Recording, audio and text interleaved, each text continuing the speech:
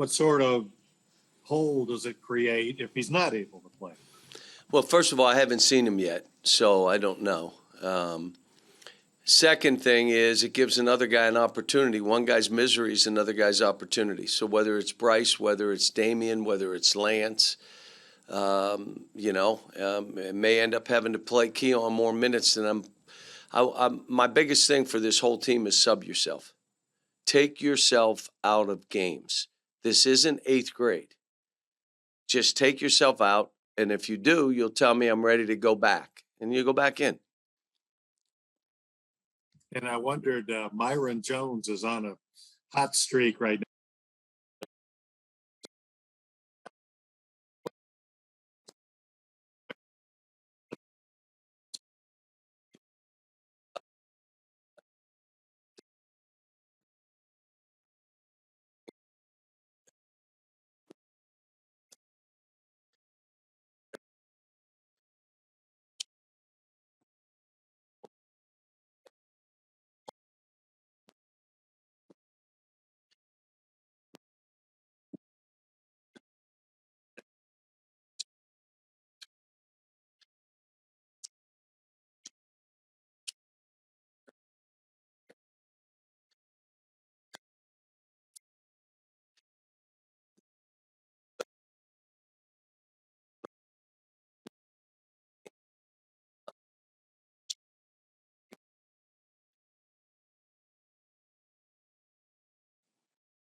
Yeah, John, you guys are playing really well, but only 7 games left. Is there any one area that you look at and you say, we still need to refine this, we need to get this better?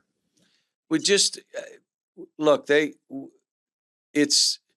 got to keep this thing and point out stuff that we worked all week on this, and why did you do that? The discipline of the game.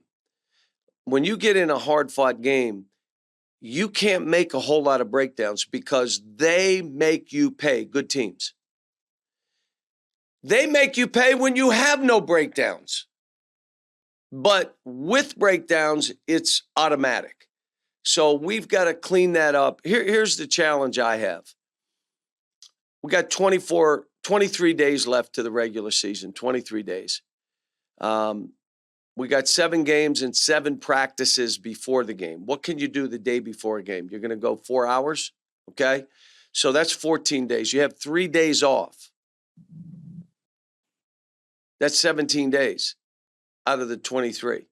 So you have 5 or 6 real practices.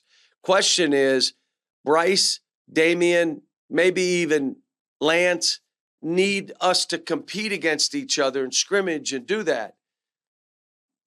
Is that smart this time of the year? Normally, I don't do it. I'm going to talk to the team about it today. What do you guys think? I just don't like going body to body. And every game we play is a war. Every game is a rock fight. And so you're getting 2 rock fights, a practice or 2. Is that enough to keep us climbing? We don't want to be this. Yeah. We still have 23 days. Can we tune things up and go? And can you do it without scrimmaging? That's the challenge I have. How hard is the whole process of peaking at the right time, not doing it too early? How do you control that? The process of what you do. How about this one? Tune-up games. We have the 3rd best schedule in the country right now. And now you guys know we got the gauntlet on these last 7. So my guess is we'll have one or two the schedule. So when you say we need to play more people, we play everybody. And so that's part of this, of what will happen and how we do it. Everything we do is geared toward March. We want to play hard games. We want to play teams that play different. Florida plays different. They press a little bit. It's more of a try to dictate the pace of the game, but they still press. They'll play a big zone, a wide zone. Great. We need to go against that. We're going to play teams that are going to come out and physically try to just manhandle us, push, shove, grab, hold, 2 hands around a guy trying to get open, flop charges. Great. You got to play every kind of team. So in March, nothing surprises you. John Hale.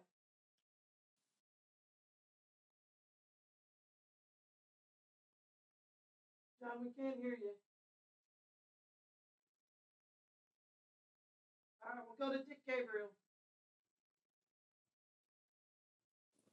Yeah, John, you mentioned this not long ago, but teams are obviously just camping out around Oscar as though to say you are not going to beat us on the boards.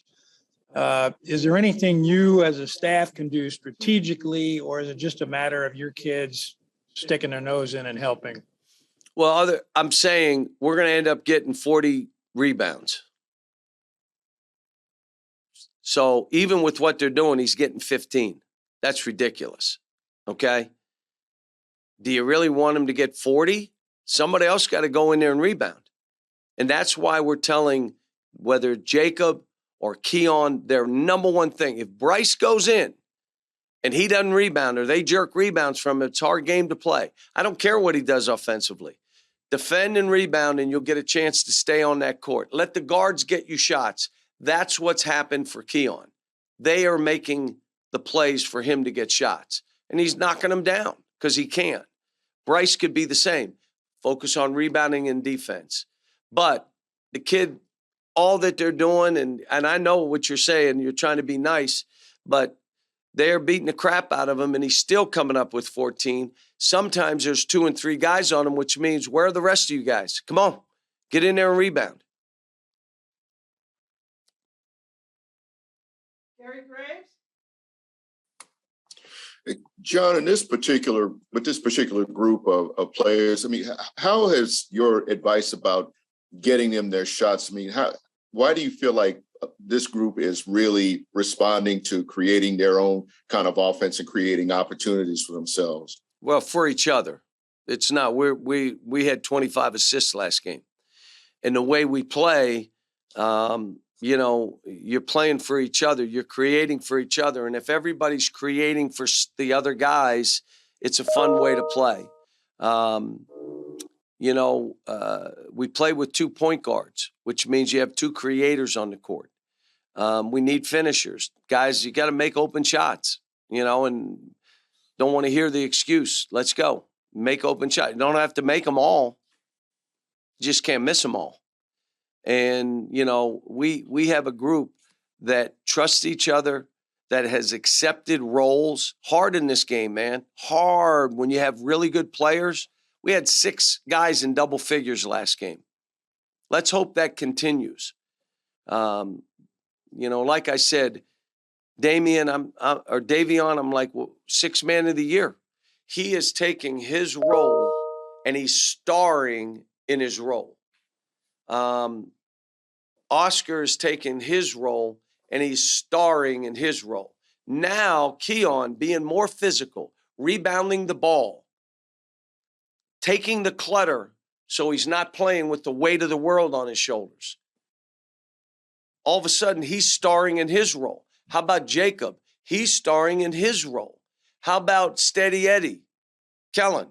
He's starring in his role. How about Ty and Severe? I told Ty yesterday, you got to come to us when you have plays you can make and we have to do something. I told Severe yesterday, the greatest thing for Severe, he has as big an impact on the game as anybody in it, even when he doesn't make a shot. Defensively, leading us, creating, breaking down people. He worries about making shots. Stop. It doesn't matter except to you, but it doesn't matter to our team. And when it doesn't matter to you, Severe, you're going to make more shots. But when you're feeling the weight of the world because I'm missing this, I didn't score, don't. The impact that anybody about basketball sees that he has, even when he doesn't score. When he scores, we win pretty big. Gary, we'll come back to you. John, you may have answered this already, but you said on the radio show that this team's identity is set. And you just need to repeat it, regularly. That's it. This is how we play. What is the identity in your I mind? didn't say identity. I said we're established who we are. We're established the kind of team we are. We're established, whether it's on the road or at home, we've established that we're one of the better teams. It's established now. Now, let's see if we can improve on it. Let's see if we're playing against ourselves.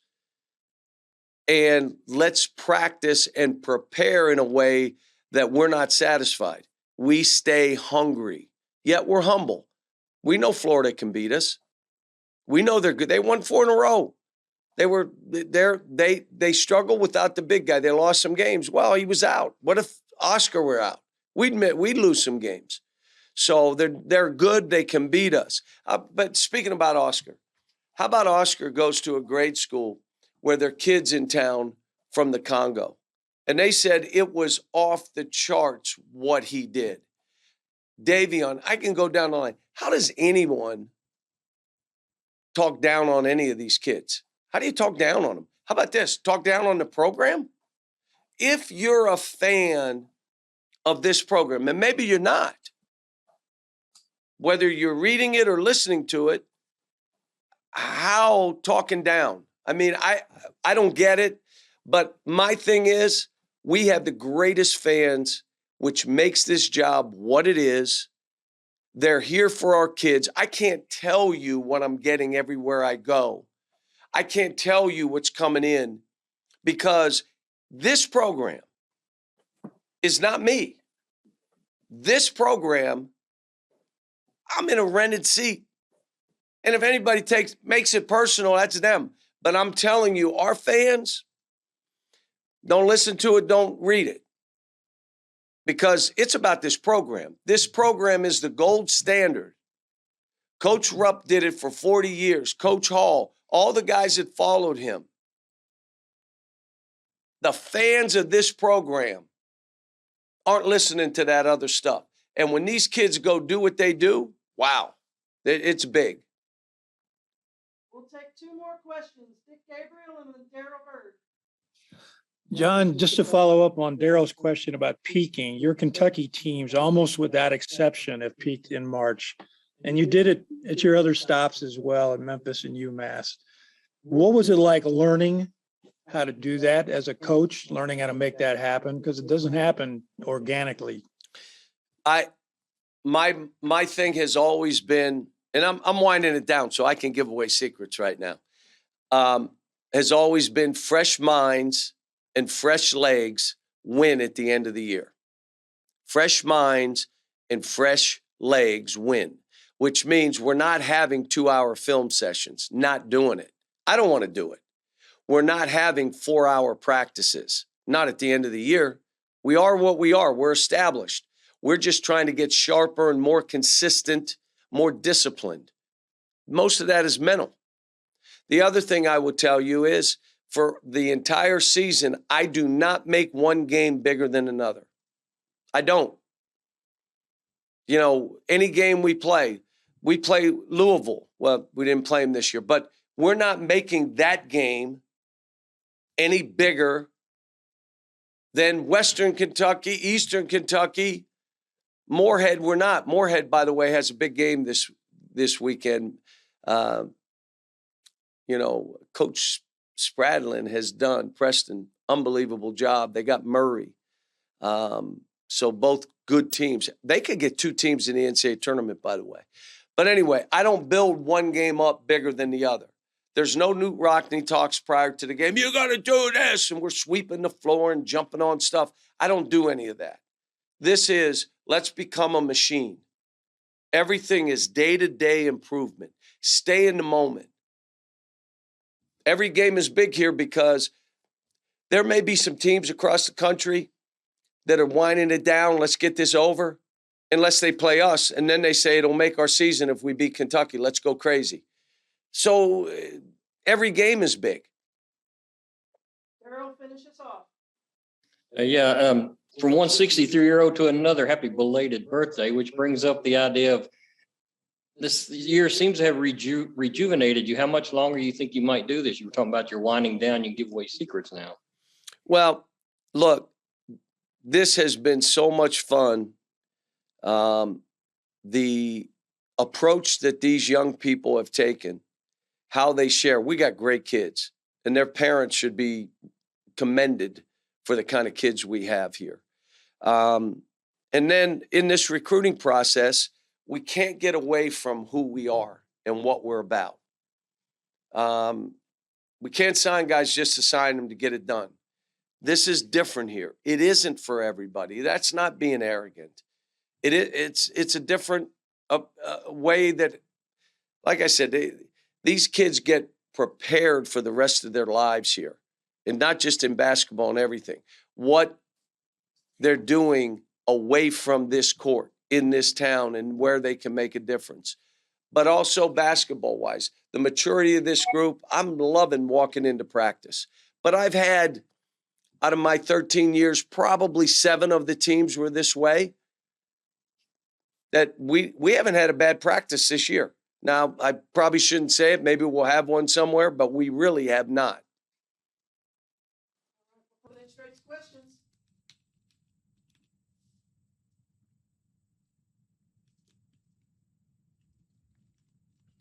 He's ready. Go ahead, Mitch Brown. Davion, how cool was it to collab with Ghost on an NIL deal, and just to see how the landscape has changed to be able to even do something like that?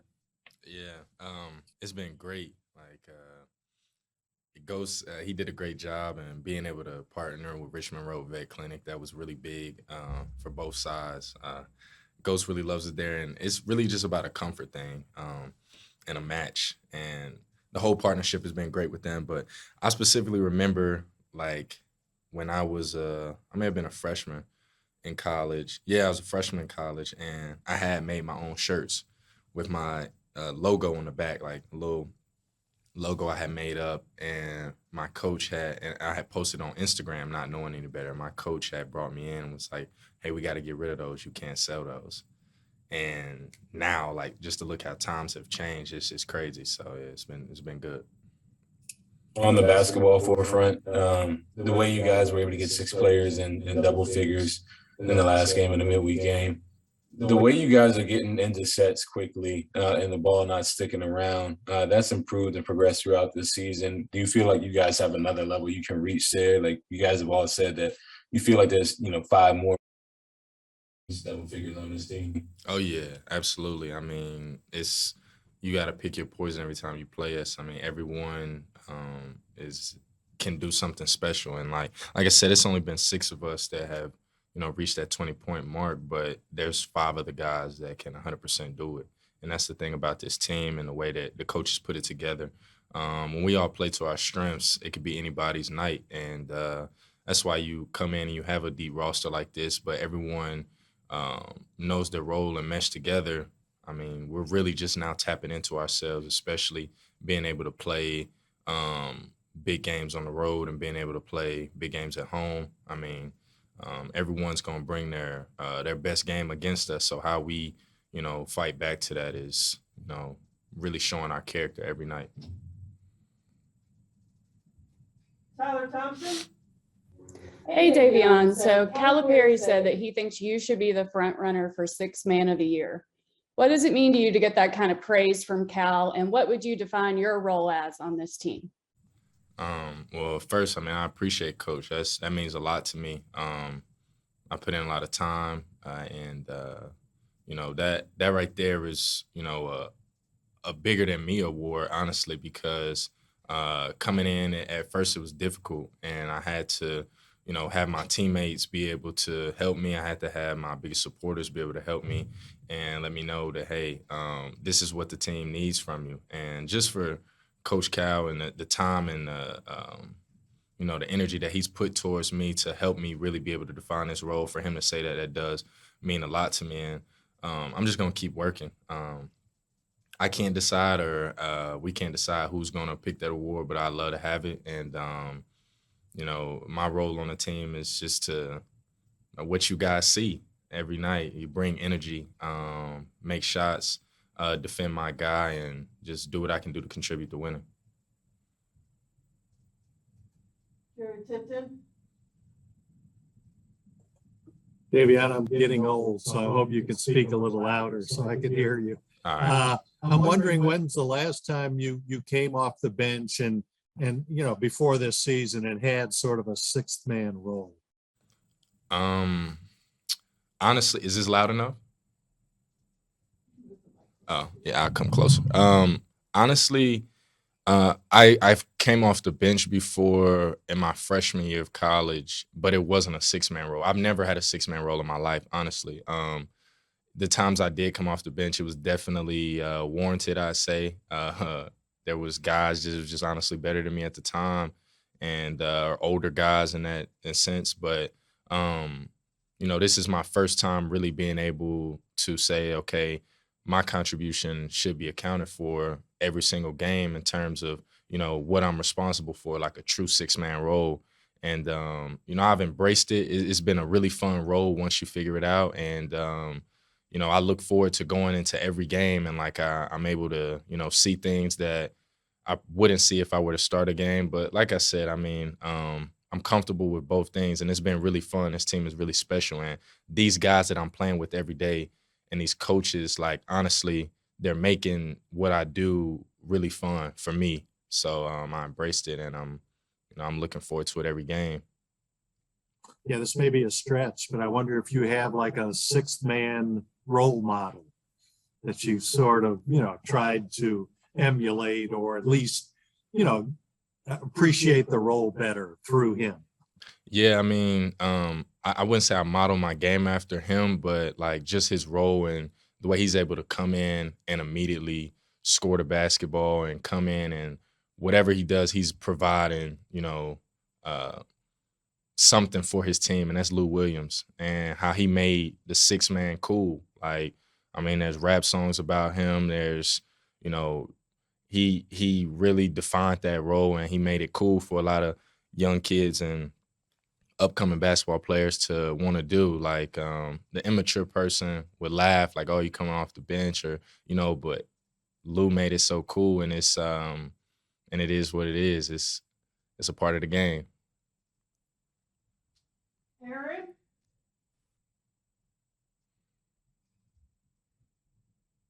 Go ahead.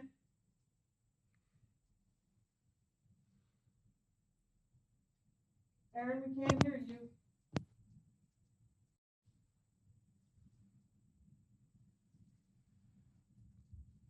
Try one more time.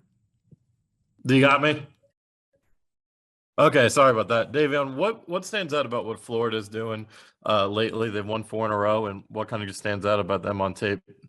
They're winning games. Like you said, 4 in a row. They had their big guy back. They're playing with pace. I mean, they have guys that are, really strong. They're coming in and out of the corners, back cutting. I mean, we played them before, and, they just play really hard. They're coming into a really big environment, a winning team as well. So I know they're going to be fired up to play us. So it's simple as that. We know that they're a really good team and they're capable of beating us. So it's a big game for both sides, and we're really looking forward to it. Any other questions for Davion? If not, we will let him go, and we will have Kellen Grady next. Raise your hands. We'll open it straight to questions.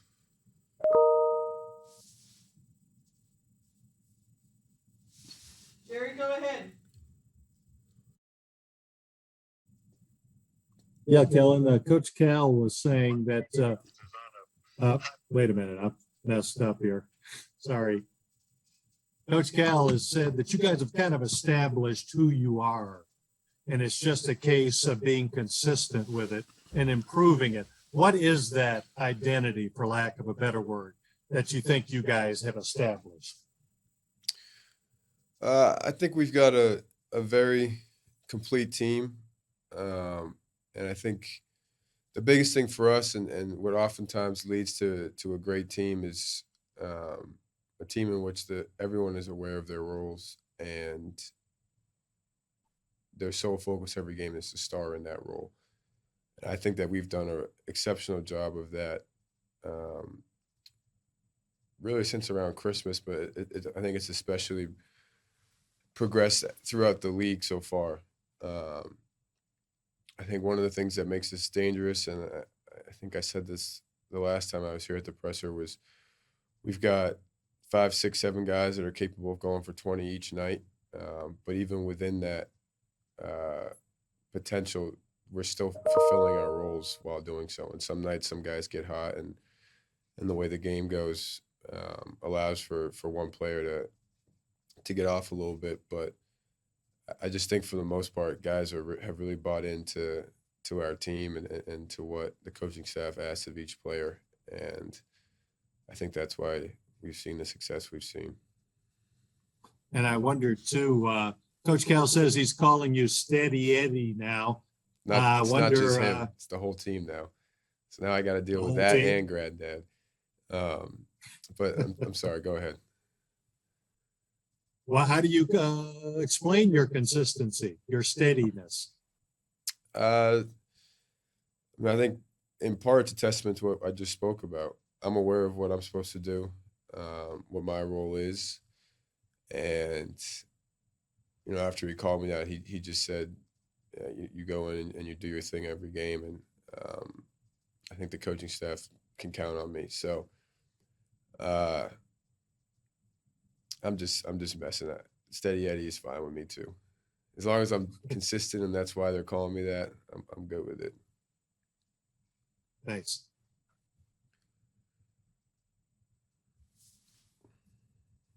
Questions for Kellen?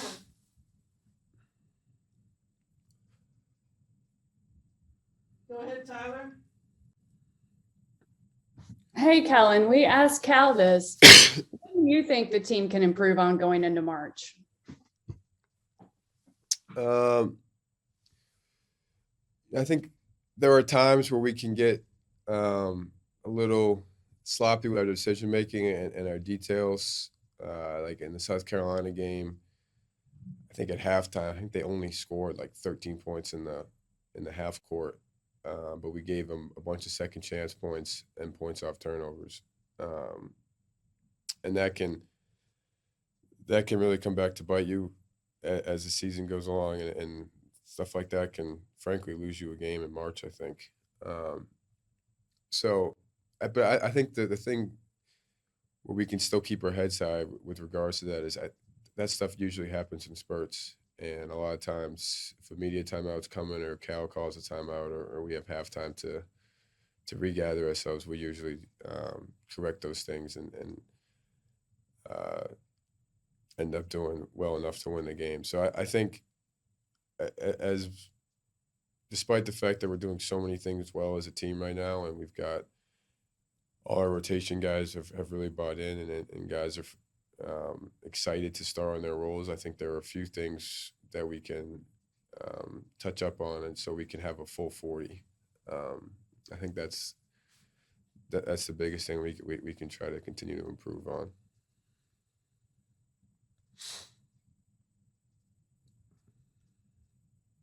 Anything else for Kellen today, guys?